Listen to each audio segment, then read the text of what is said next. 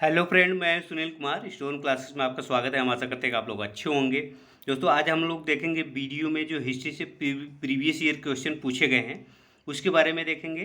तो आइए देखते हैं। आज हम लोग देखेंगे सिंधु घाटी सभ्यता और वैदिक सभ्यता से जो क्वेश्चन पूछे गए हैं उसको देखेंगे। तो आइए देखते हैं। देखिए, सिंधु घाटी से पहला क्वेश्चन जो पूछा गया है, देखिए पहला क्वेश्चन है, हड़प्पा काल का इनमें से कौन सा नगर 3 भागों में विभाजित था।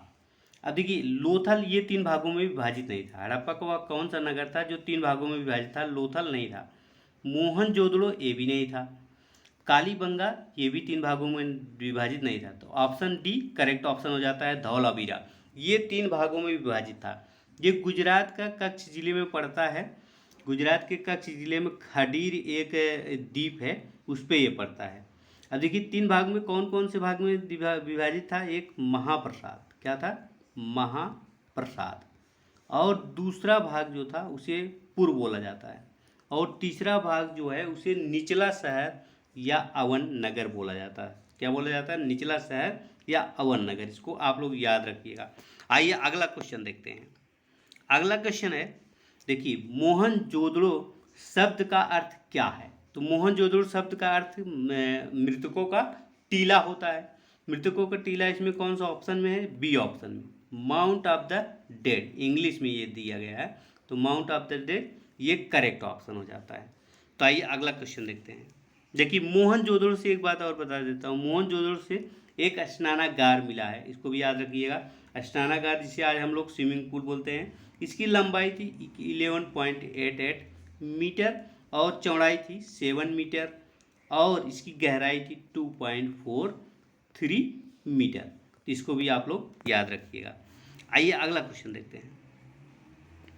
अगला क्वेश्चन है, सिंधु घाटी सभ्यता के बारे में इनमें से कौन सा कथन सत्य है? तो अब देखिए, पहला कथन है, सिंधु लोग कपास का उत्पादन करने वाले पहले थे। तो ये एकदम करेक्ट ऑप्शन है। सिंधु के लोग जो है कपास का उत्पादन करने वाले पहले थे। यहाँ कपास जो है उत्तम कोटि का था और काफ़ी देशों में इसको आयात भी किया जाता था। और यहाँ देखिए, इन्होंने लकड़ी के बक्से में अनाज भंडारित किए, तो ये गलत हो जाता है। सिंधु घाटी सभ्यता पंजाब, सिंधु, बलूचिस्तान, गुजरात, राजस्थान, पश्चिम बंगाल, ये गलत हो गया। पश्चिम बंगाल इसमें नहीं आता, तो ये भी गलत हो जाता है। सिंधु लोग कुत्ते, बिल्लियों, घोड़े को बड़े पैमाने पर क्या करते थे? बड़े पैमाने पर पालते थे, ये भी गलत हो जाता है। यहाँ पे देखिए, कुत्तों को तो पालते थे, बिल्लियों और घोड़ों, ये घोड़ों का साक्ष्य नहीं मिलता है वहाँ पे, तो ये गलत हो जाता है। आइए अगला क्वेश्चन देखते हैं। अगला क्वेश्चन है, हड़प्पा सभ्यता के एक हिस्से लोथल की खुदाई की खोज किसने की थी? अब देखिए, लोथल की खुदाई की खोज किसने की थी? दयाराम साहनी, ये तो हड़प्पा की खोज की थी 1921 में। तो दयाराम साहनी हड़प्पा की खोज की थी, तो ये गलत हो जाता है। रखालदास बनर्जी, इन्होंने 1922 में मोहनजोदड़ो की खोज की थी, तो ये भी गलत हो जाता है। एस आर राव ये करेक्ट ऑप्शन है। तो लोथल की खोज किसने की थी? S R Rao. इसकी खुदाई देखिए, इसकी खोज जो है 1957 में की गई थी और इसकी खुदाई चली थी 1955 से लेकर 1960 तक। इसकी खुदाई 1955 से लेकर 1960 तक। अब आप कहोगे कि खोज 57 में हुई, खुदाई कैसे हुई? खुदाई 55 से ही चालू हुई। तो खुदाई 55 से चालू थी, तभी तो इसका पता चला था। इसका 1957 में इसका पता चला था। तो इसमें S R Rao correct option है, तो इसको याद रखिएगा। आइए अगला क्वेश्चन देखते हैं। अब देखिए, सिंधु सभ्यता में घोड़े के अस्थियों का अवशेष कहाँ मिला? अभी हमने बताया कि घोड़े का वहाँ पे कुछ साक्ष्य नहीं मिले थे, लेकिन यहाँ पे क्वेश्चन पूछ लिया गया है। तो वहाँ पे एक मूर्ति मिली हुई थी, टूटी हुई मूर्ति मिली थी। उसे जोड़ करके ये बताया गया कि ये घोड़े की मूर्ति है, तो इसीलिए उसको मान लिया जाता है घोड़े का साक्ष्य मिल गया है। तो ये सूरकोटद्वार से मिला है। कहाँ से मिला है? सूरकोटद्वार से मिला है। इसको आप लोग जो है याद रखिएगा। आइए अगला क्वेश्चन देखते हैं। अगला क्वेश्चन है, निम्नलिखित में से कौन सा सिंधु घाटी सभ्यता के संबंधित स्थल नहीं है? अब देखिए, कालीबंगा, ये कालीबंगा तो सिंधु घाटी सभ्यता का है। रोपड़ भी है। पाटिलपुत्रा नहीं है। पाटिलपुत्रा ये बिहार में आता है, पाटिलपुत्रा नहीं है। ये लोथल ये भी है। तो यहाँ पे देखिए, ये ऑप्शन, ये क्या पूछा है, सिंधु घाटी सभ्यता का स्थल नहीं है, तो ये सी ऑप्शन इसमें करेक्ट ऑप्शन हो जाता है। अब देखिए जो लोथल है, जहाँ से युगल समाधि, युगल मतलब एक स्त्री और पुरुष के दोनों साथ समाधि मिली है, और यहाँ पे पत्तन घोड़े के अवशेष, यहाँ पे देखिए कालीबंगा से, ओ सॉरी लोथल से, लोथल से जो है युगल समाधि और पत्तन घोड़े का अवशेष, धान की भूसी यहाँ से मिलता है। और जो यहाँ देखिए जो रोपड़ है ना, रोपड़ में क्या मिलता है, रोपड़ में मिलता है कुल्हाड़ी, मानव कंकाल भी मिलता है, उसके साथ कुत्ते को साक्ष्य भी मिलता है। तो ये ऐसा लगता है कि यहाँ से कुत्ते को पालते होंगे। और जो एक स्थान और बचता है, ये यहाँ से क्या क्या मिला था, कालीबंगा से, कालीबंगा से जुते हुए खेत मिलते हैं और चूड़ियों का अवशेष मिलते हैं। क्या मिलते हैं, जुते हुए खेत मिलते हैं यहाँ से, और चूड़ियों का जो है अवशेष मिलता है। तो ये भी आप लोग जो है याद रखिएगा। और अग्निकुंड भी यहाँ से मिलता है, तो ये भी आप लोग याद रखिएगा। आइए अगला क्वेश्चन देखते हैं। अगला क्वेश्चन है, देखिए वैदिक सभ्यता से है। तो वैदिक सभ्यता से पहला क्वेश्चन है कि उपनयन समारोह से क्या तात्पर्य है। उपनयन समारोह से क्या तात्पर्य होता है, बच्चों को एक औपचारिक नाम दिया जाता था, ये गलत है। बच्चों को सूर्य और चंद्र के औपचारिक दर्शन कराए जाते हैं, ये भी गलत है। बच्चों को पवित्र जनेऊ धारण कराया जाता है, यही सही ऑप्शन है। देखिए जो उपनयन समारोह होता है ना, ये बच्चों को जनेऊ धारण कराया जाता है। ये द्विज, जब जनेऊ धारण कर लेता है बच्चा, तो उसे द्विज बोलते हैं। क्या बोलते हैं, द्विज बोलते हैं। तो जनेऊ धारण करने का मतलब होता है कि उसे गुरुकुल में भेज दिया जाता है शिक्षा ग्रहण करने के लिए। कहाँ भेजा जाता है, गुरुकुल में भेजा जाता है। आइए अगला क्वेश्चन देखते हैं। अब देखिए सत्यमेव जयते, सत्यमेव जयते महावाक्य कहाँ से उद्गृष्ट है। तो सत्यमेव जयते ये मुंडको उपनिषद से लिया गया है। कहाँ से लिया गया है, मुंडको उपनिषद से लिया गया है।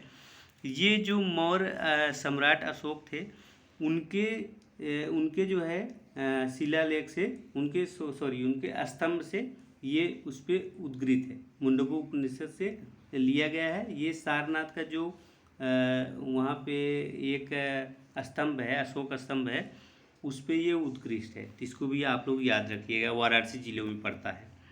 तो यहाँ पे मुंडको उपनिषद हो जाएगा। आइए अगला क्वेश्चन देखते हैं। अगला क्वेश्चन है वेदों के गद्य प्रकरण को क्या कहते हैं। तो वेदों के गद्य प्रकरण को ब्राह्मण कहते हैं। क्या बोलते हैं, ब्राह्मण बोलते हैं।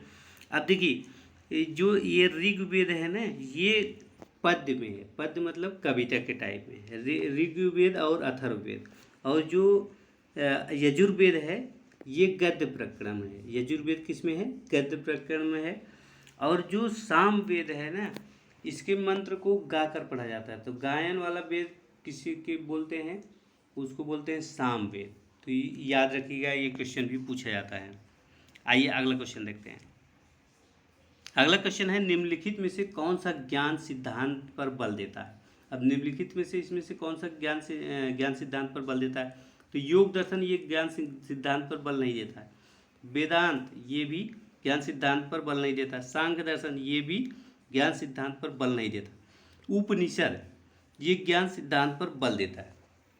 उपनिषद का मतलब होता है कि गुरु के समीप बैठकर ज्ञान प्राप्त करना। क्या मतलब होता है, गुरु के समीप बैठकर ज्ञान प्राप्त करना। तो डी ऑप्शन इसमें करेक्ट ऑप्शन है।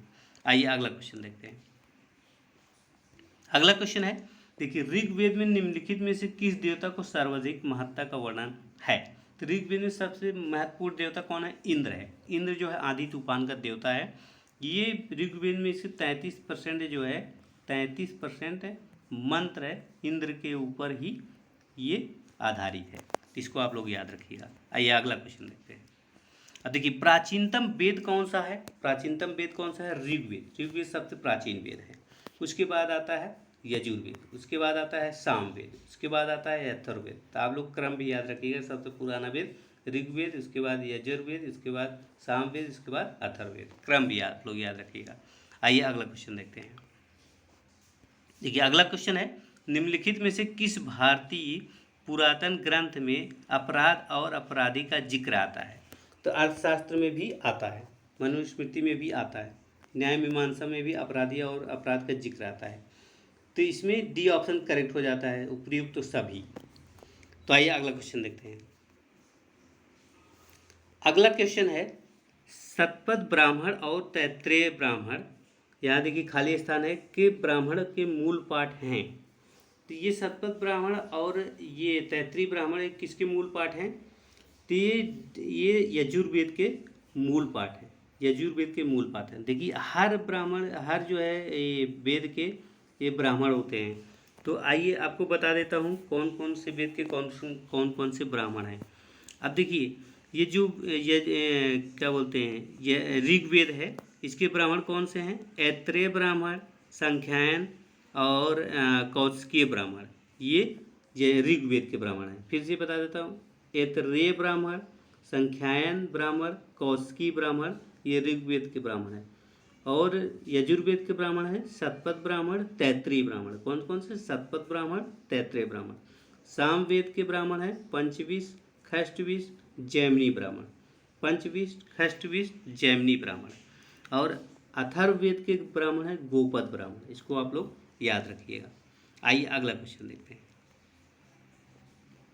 अगला क्वेश्चन है ऋग्वेद में निहित गायत्री मंत्र किस देवता को समर्पित है?